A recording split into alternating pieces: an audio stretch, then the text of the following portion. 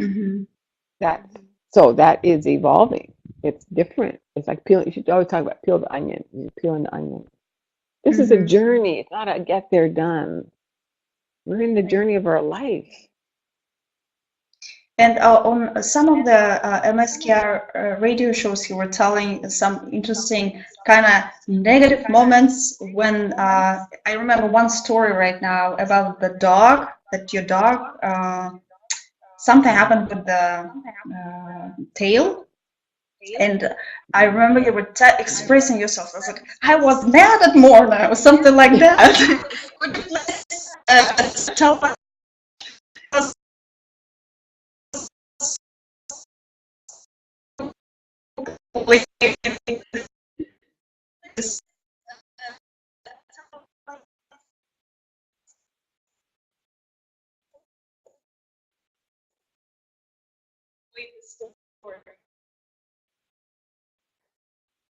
Yeah, a long time ago. Uh, it was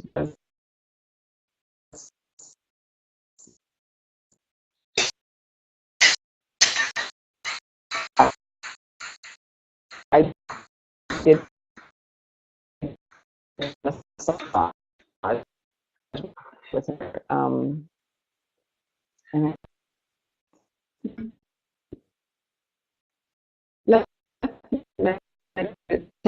So by saying and so you got everything was done through meditation, but it would be applying the Ho'oponopono, and then it's a petition. We can't do something like, oh, every time I do this, somebody's going to get better or be healed. We don't know. mm-hmm, mm-hmm, But I got to experience petition. The result was the dog got better in an unusual manner in a mm-hmm, very, very short time. mm-hmm, mm-hmm. Well, today we had we initially planned for this video to be with IZLC instructor Smadar Dvora Levy, and because of some of the technical issues, she couldn't make it. But I would love, because we kind of talking and a lot of people in Israel, they just starting this self-identity through Ho'oponopono, and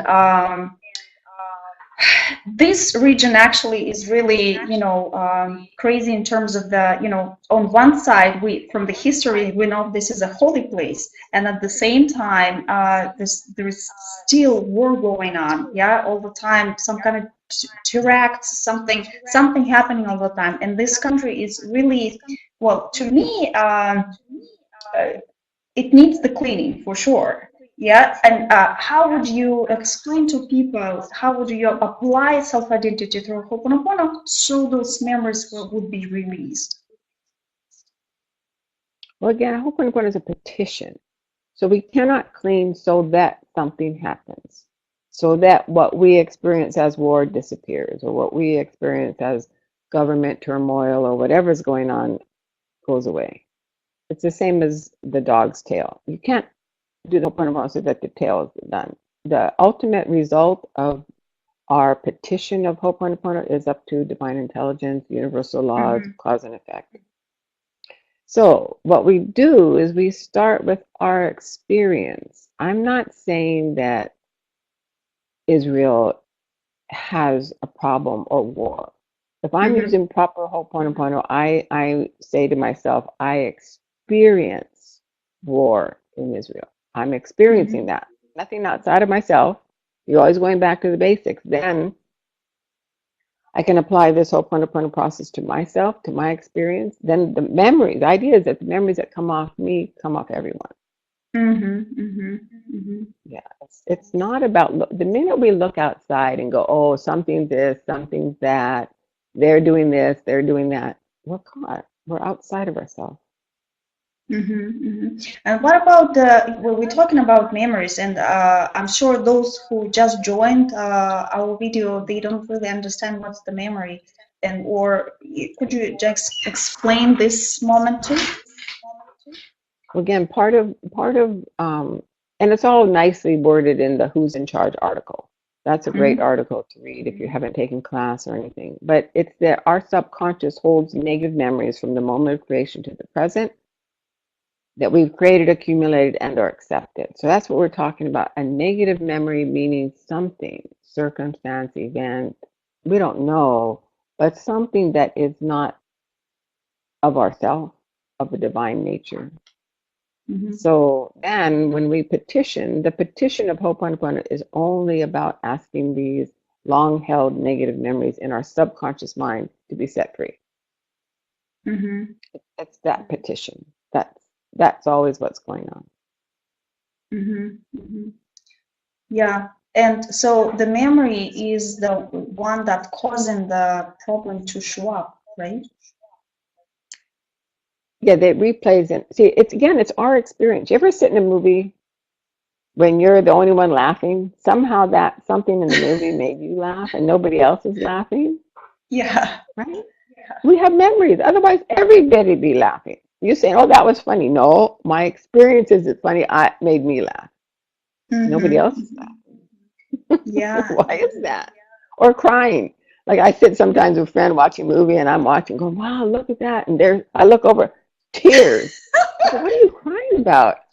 It's not even sad to me. So this is what we're talking about, these Mm-hmm. unconscious, most of them unconscious negative memories that we hold.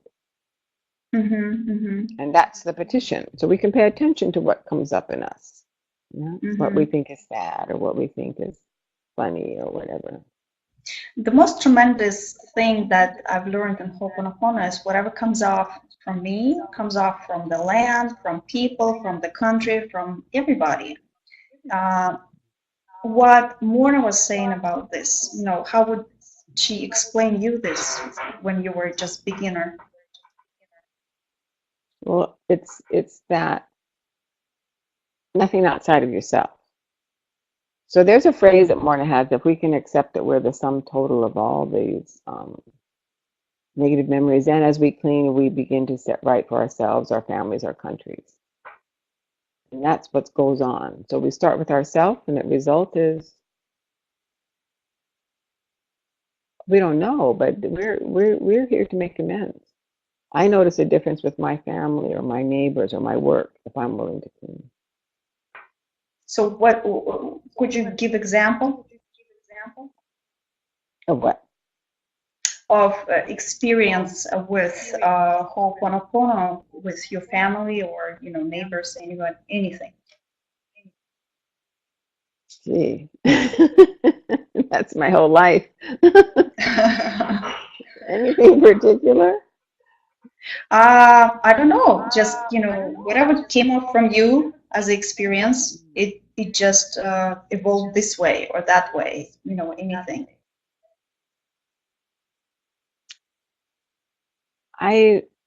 I'm very aware, like I have grown children and grandchildren, and they have their spouses, and so the family gets to be a lot of people. I experience for myself, if I'm willing to do Ho'oponopono before like a dinner or before a phone conversation, I feel like I can like them more and appreciate them as people.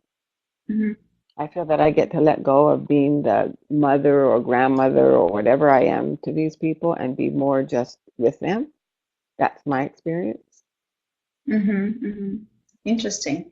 Well, my first time, let me share with you how I experienced this. What does it mean? So I was talking to Master Coordinator Mary Curler on the phone. We were discussing something, or I was just kind of whining or whatever. So, and next day after this conversation, I remember I woke up and I don't feel that emotion anymore. It's like it was such a miracle to me. That's when I started to understand what does it mean. Somebody cleans and you feel this inside. It's like it's gone. I'm not angry. I'm not.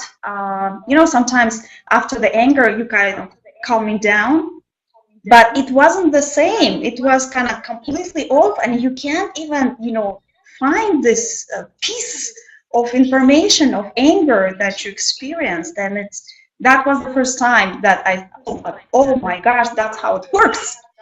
And since then, yeah, I'm using this Ho'oponopono, and I must say that I calmed down. I was so emotional. I was so, angry at people, angry at myself, and many other things. But now it's like totally different person and totally different inside. It's like the anger has gone, and of course I'm not crystal clear still, but it's wonderful that if something will show up in my life, I just can apply the self-identity through Ho'oponopono, and it's amazing how it works on me. If it works on me, if it works on you, it can work on everything, right? Nicely said. Yeah. That's Yeah. totally And awesome. so can we kind of recapture the things we were talking about? Can we say that in order to achieve the goal, we can do the self-identity through Ho'oponopono? So what goal are we talking about?